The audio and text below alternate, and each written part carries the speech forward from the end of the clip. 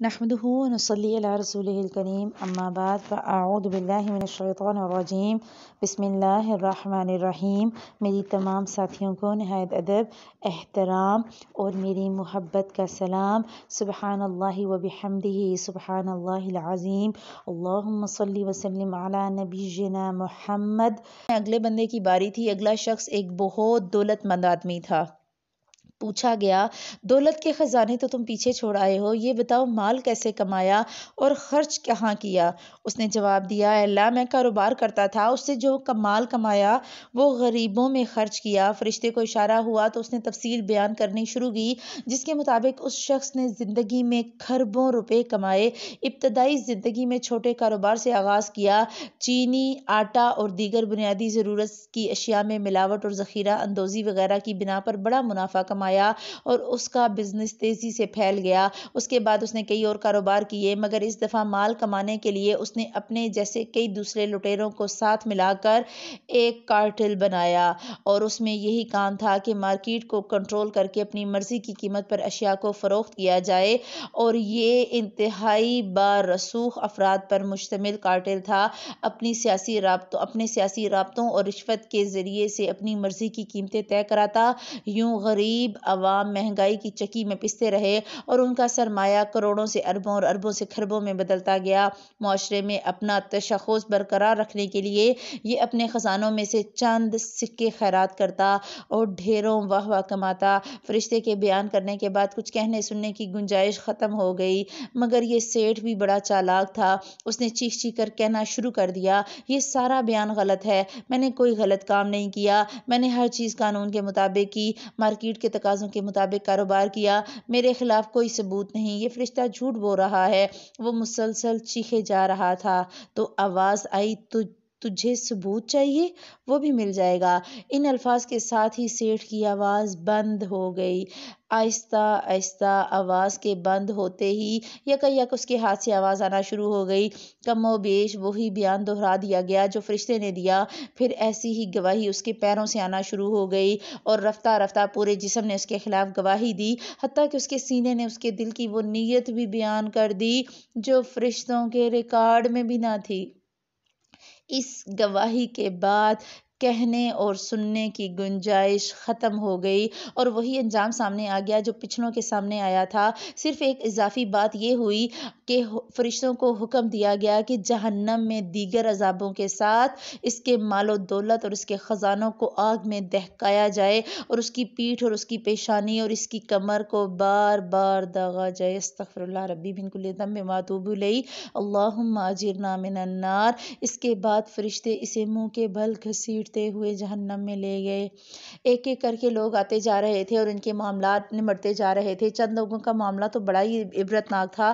ان میں سے پہلا شخص آیا تو محسوس ہوا کہ اس کے نامہ اعمال میں نیکیوں کے پہاڑ ہیں، عبادت ہے، ریاضت ہے، نوافل اور اذکار، نماز اور روزہ، حج و زکوٰۃ اور عمرے کی ایک لمبی قطار جو اس کے نامہ اعمال سے ختم ہی نہ ہو رہی تھی۔ مگر اس کے بعد فرشتے نے اس کے نامہ اعمال میں موجود ان اعمال کو پڑھنا شروع کر دیا جن کا تعلق مخلوق خدا کے ساتھ تھا، تو پتہ چلا کہ کسی کو گالی دی، کسی کا مال دبایا، کسی پر تہمت لگائی، کسی کو مارا پیٹا۔ چنانچہ بارگاہ الہی سے فیصلہ ہوا کہ سارے مظلوموں کو بلا لو۔ اس کے بعد ہر مظلوم کو اس کے حصے کی نیکیاں دے دی گئیں۔ کچھ مظلوم پھر بھی رہ گئے تو حکم ہوا کہ ان کے گناہ اس شخص کے کھاتے میں ڈال دو، اور اس کے بعد جب اعمال کا وزن ہوا تو الٹے ہاتھ کا پلڑا بالکل جھک گیا۔ وہ شخص چیختا چلاتا رہا مگر اس کی ایک نہ چلی، اور فرشتے اسے کھینچتے ہوئے جہنم کی سمت لے گئے۔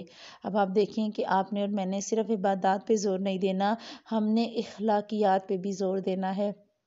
کوشش کریں کہ آپ سے ناراض کوئی نہ رہے، اور اگر کوئی ناراض ہو تو جھک جائیں، منا لیں۔ بعض دفعہ ایسا ہو جاتا ہے کہ کنارہ کشی آپ کو لگتا ہے مناسب ہے، اگر آپ کو فتنے کا ڈر ہے تو تھوڑا کم کانٹیکٹ میں رہ لیں، لیکن کوشش کریں کہ آپ کی وجہ سے کسی کو اذیت نہ پہنچے۔ کچھ ایسے لوگ آئے جن کا انجام دیکھ کر مجھے اپنی فکر پڑ گئی۔ ان میں سے ایک عالم تھا، وہ پیش ہوا تو اللہ تعالیٰ نے اسے اپنی ساری نعمتیں یاد دلائیں۔ پھر اس سے پوچھا، تم نے جواب میں کیا کیا؟ اس نے اپنے علمی اور دعوتی کارنامے سنانے شروع کیے۔ جواب میں سے سے کہا گیا تو جھوٹ بولتا ہے، تو نے یہ سب اس لیے کیا کہ تجھے عالم کہا جائے، سو دنیا میں کہہ دیا گیا۔ فیصلے کا نتیجہ صاف تھا، چنانچہ فرشتے اسے منہ کے بل گھسیٹتے ہوئے جہنم کی سمت لے گئے۔ ایسا ہی معاملہ ایک شہید اور ایک سخی کے ساتھ ہوا، ان سے بھی وہی سوال کیے گئے، انہوں نے بھی اپنے کارنامے سنائے، مگر ہر دفعہ یہی جواب ملا کہ تم نے جو کچھ کیا دنیا میں نام کمانے اور لوگوں کو دکھانے اور لوگوں کی نظروں میں اپنا مقام پانے کے لیے کیا، سو وہ تعریفی بدلہ تمہیں دنیا میں مل گیا، نہ تم نے میرے لیے کچھ کیا اور نہ میرے پاس تمہیں دینے کے لیے کچھ ہے۔ انہیں بھی جہنم کی سمت روانہ کر دیا گیا۔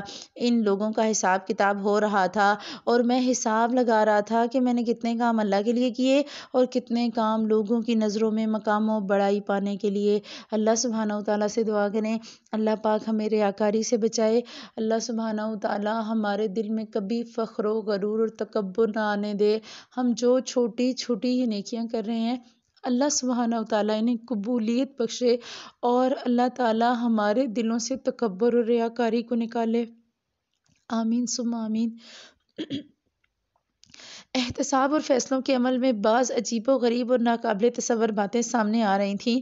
دنیا میں ہونے والی سازشوں، معروف لوگوں کے قتل، گھریلو، دفتری، ملکی اور بین الاقوامی سطح پر ہونے والے واقعات کے پیچھے کار فرما عوامل اور ان میں ملوث افراد، خفیہ ملاقاتوں کی روداد، بند کمروں کی سرگوشیاں، غرض ہر چیز آج کے دن کھل گئی تھی۔ عزت دار ذلیل بن گئے تھے، شرفاء بدکار نکل رہے تھے، معصوم گناہ گار ثابت ہو رہے تھے۔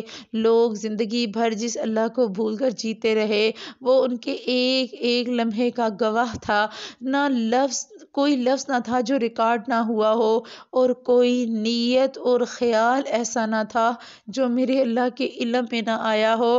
رائی کے دانے کے برابر بھی کوئی عمل نہ تھا جو کیا گیا اور اس کا اندراج ایک کتاب میں نہ کر لیا گیا ہو۔ اور آج کے دن یہ سب کچھ سب لوگوں کے سامنے اس طرح کھول دیا گیا کہ ہر انسان گویا بالکل برہنہ ہو۔ آپ اور میں دیکھیں، یہ تو ہم نے پڑھا کہ انسان اس دن ویسے بے لباس اور بے خطرہ پیدا ہوگا، لیکن اس کے اعمال ایسے کھولے جائیں گے کہ اس میں کچھ بھی بچا نہیں رہے گا، تو وہ واقعی میں برہنہ ہو جائے گا۔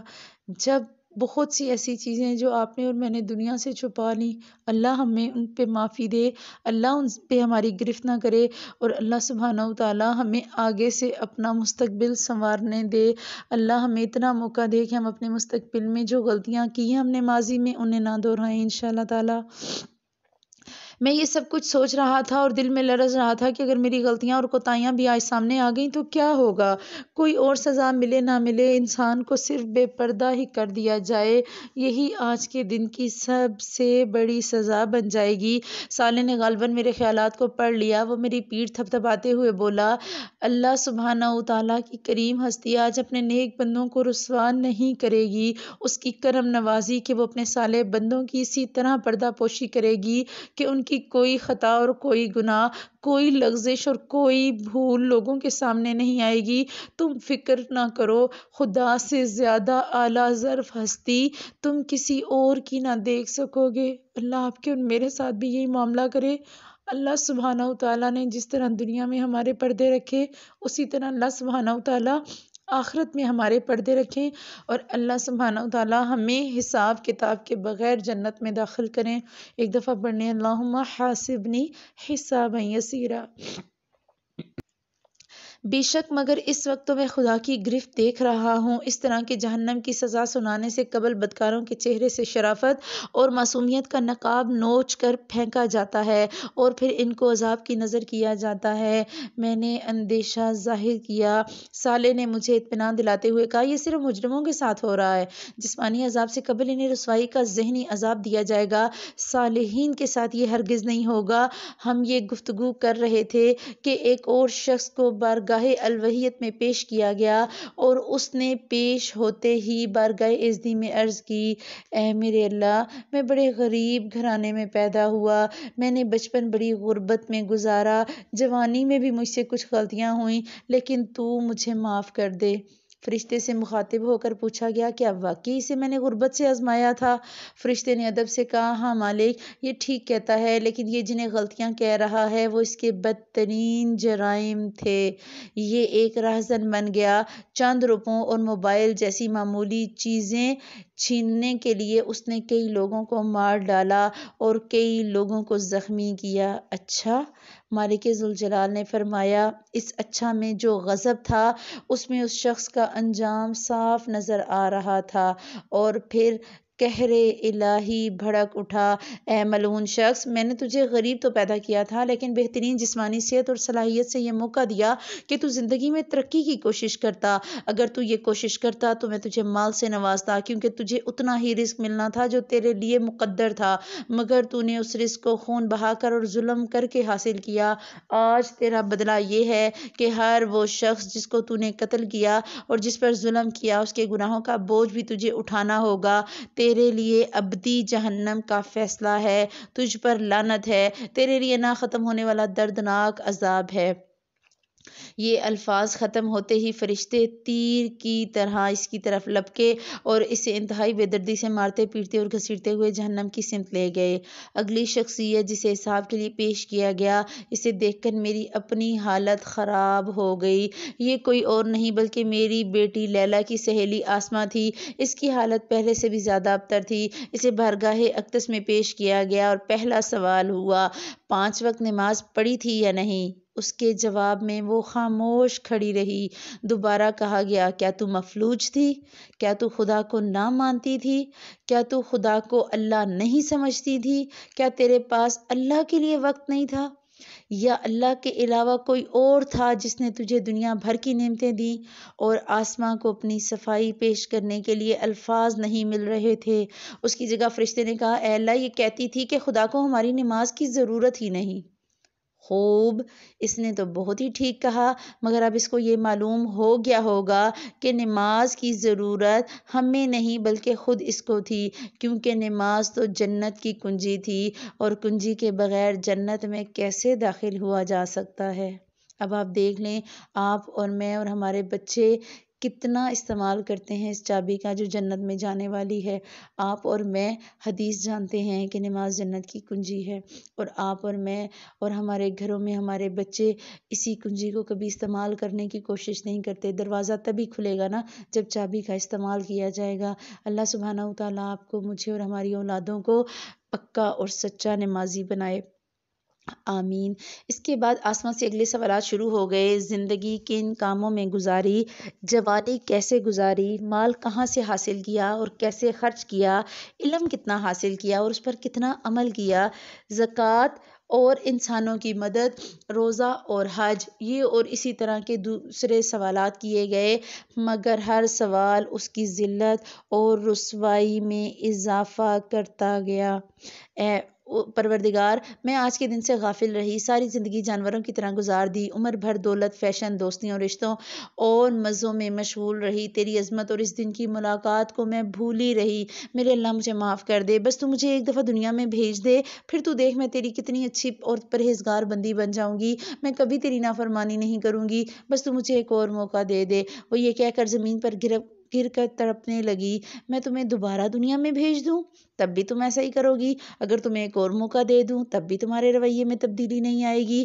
میں نے اپنا پیغام تم تک پہنچا دیا تھا، مگر تمہاری آنکھوں پر پٹی بندھی رہی، تم اندھی بنی رہی، اسی لیے آج تم جہنم کے تاریک گڑھے میں پھینکی جاؤ گی۔ تمہارے لیے نہ ہی کوئی معافی ہے اور نہ ہی کوئی دوسرا موقع۔ اور پھر اس کے ساتھ بھی وہی ہوا جو اس سے پہلے لوگوں کے ساتھ ہو چکا تھا۔ اللہ سبحانہ و تعالیٰ سے دعا کریں کہ اللہ تعالیٰ آپ کو اور مجھے جو علم دے رہے ہیں، اللہ ہمیں اس علم کے ساتھ ہدایت اور عمل بھی دیں۔ اللہم، ہم کیوں دعا پڑھتے ہیں؟ اللہم انی اسألک علما نافعا، کہ اے اللہ میں تجھے سوال کرتی ہوں ایسے علم کا جو مجھے نفع دے، ورزقا طیبا، اور ایسا رزق دے جو پاکیزہ ہو، وعملا متقبلا، اور ایسا عمل کرنے کی توفیق دے جو مقبولیت والا ہو، جسے تو قبول کرے۔ اور اللہ سبحانک اللہم و بحمدک نشہد ان لا الہ الا انت نستغفرک و نتوب الیک۔ السلام علیکم ورحمۃ اللہ وبرکاتہ۔